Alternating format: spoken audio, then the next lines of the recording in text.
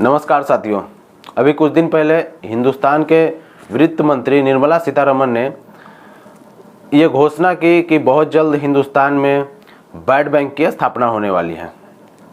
अब आपके दिमाग में ये चल रहा होगा कि आखिर ये बैड बैंक है क्या। तो आज के वीडियो में हम इसी पे चर्चा करने वाले हैं, तो वीडियो में अंत तक बने रहें। साथियों, मेरा नाम है रोहित सिंह और आप देख रहे हैं सिंह साहब बिंदास चैनल। तो चलिए वीडियो को शुरू करते हैं। जैसा कि निर्मला सीतारमण ने घोषणा की कि बहुत जल्द हिंदुस्तान में बैड बैंक की स्थापना होने वाली है, तो आपके दिमाग में ये बात चल रही होगी कि आखिर ये बैड बैंक है क्या, ये काम कैसे करती है। तो साथियों, मैं आपको बता दूं, ये जो बैड बैंक है ये कोई बैंक नहीं होगी, ये एक संस्था होगी, एक ये कंपनी होगी। बैड बैंक एक तरह की एसेट रिकंस्ट्रक्शन कंपनी होती है, जिसका काम होता है बैंकों से जो एनपीए लिया गया है उसको रिकवरी करना। एनपीए का अर्थ होता है नॉन परफॉर्मिंग एसेट्स। कि जैसे कोई व्यक्ति लोन ले लिया हो और उसे पे नहीं कर पा रहा हो, तो उसे एनपीए की श्रेणी में लिया जाता है, उसे एनपीए बोला जाता है, वो एनपीए कहलाता है।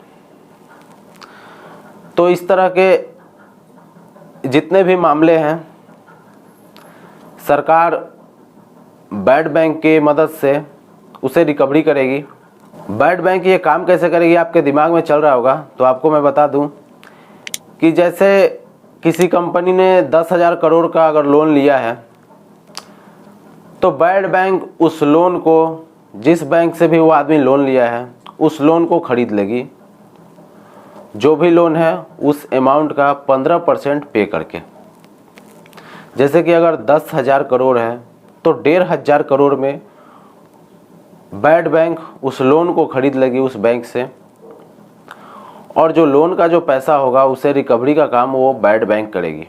वो जो लोन का पैसा होगा इंटरेस्ट के साथ 10,000 करोड़ का अगर 11,000 करोड़ रुपया बैड बैंक लेने में कामयाब हो जाती है, उसकी पूरी वसूली कर लेती है, तो वो बैंक को 10,000 करोड़ रुपए जो बैंक ने उस संस्था को या उस कंपनी को या उस पार्टी को दी थी, वो बैंक को रिटर्न कर देगा। बाकी का जो 1,000 होगा वो बैड बैंक का होगा। एक तरह से उसका वो मेहनतनामा कह लीजिए, या फिर उसका इनकम कह लीजिए, या फिर उसका कमीशन कह लीजिए, जो भी कह लीजिए। अब आप लोगों के दिमाग में ये बात आती होगी कि वो जो 15% बैड बैंक किसी बैंक को देगी लोन लेने के लिए, वो पैसे कहाँ से आएंगे। तो भारत सरकार ने उसके लिए 30,600 करोड़ का बजट पास किया है और ये बहुत जल्द लागू होने वाला है। कंपनियां जो है लोन लेके पैसा रिटर्न क्यों नहीं कर पाती है, तो मैं आपको बताते चलूं कि अभी कुछ सालों से हिंदुस्तान में मंदी का दौर चल रहा है, और ये मंदी का दौर जो चल रहा है वो मंदी का दौर ऐसा ही नहीं आता है। उस मंदी के दौर को लाया जाता है कुछ बड़े लोगों के द्वारा, ताकि जो भी प्राकृतिक संसाधन हैं वो सब एक तरफ किसी बिजनेसमैन, किसी बड़े आदमी के तरफ चला जाए और वो लोगों को अच्छी तरह से कंट्रोल कर सके। अब बात करते हैं कि क्या ये बैड बैंक उन पैसों को रिकवरी कर पाएगी। तो मुझे ऐसा नहीं लगता है, क्योंकि अभी जो देश का हालात है लॉकडाउन कोरोना के बाद, अगर लोगों के पास पैसा होता तो वो डायरेक्ट जिस बैंक से लोन लिया है उसी को पे कर देता, बैड बैंक की कोई ज़रूरत नहीं थी। लेकिन सरकार ने इसे क्यों लाया, ये समझ से बाहर है। मेरे समझ से तो ये है कि जो भी बैंक डूबने के कगार पे है एनपीए के चलते, उसे ये जो बैड बैंक 15% देगी, उससे कुछ समय के लिए बैंक को बचाया जा सकता है। लेकिन ये परमानेंट सॉल्यूशन नहीं है, इसके लिए सरकार को कुछ अलग सोचना होगा। अभी आपने हाल फिलहाल में ही देखा होगा यस बैंक और पीएमसी बैंक किस तरह से दिवालिया होने के कगार पर थे। यस बैंक बड़ी बैंक थी तो सरकार ने उसे बचा लिया किसी तरह से, लेकिन अगर यही हाल सारे बैंकों का रहेगा तो सरकार के बस की ये बात नहीं है। सरकार के लिए इन बैंकों को बचाना बहुत ही मुश्किल होगा, इसलिए ये इस बैड बैंक को लाया गया है।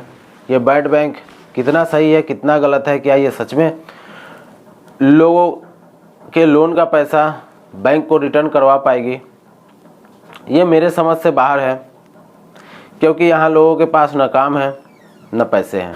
जो भी कंपनी है, ज़्यादातर कंपनी जर्जर हालत में है, बंद होने के कगार पर है, बहुत सारे बंद भी हैं।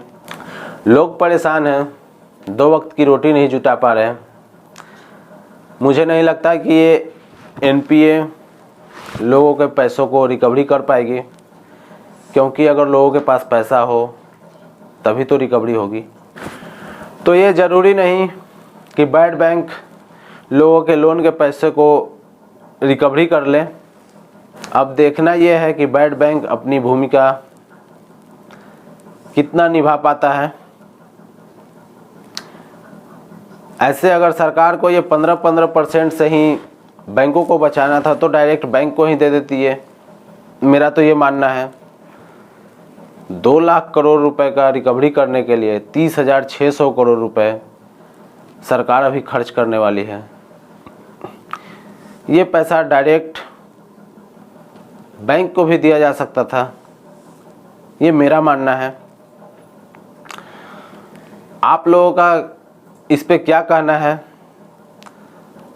वीडियो में कमेंट करके ज़रूर बताएं, और अगर ये वीडियो आपको अच्छी लगी हो तो लाइक कर दें, और अगर आपने अब तक हमारे चैनल को सब्सक्राइब नहीं किया है तो चैनल को सब्सक्राइब करके बेल आइकन को दबा दें।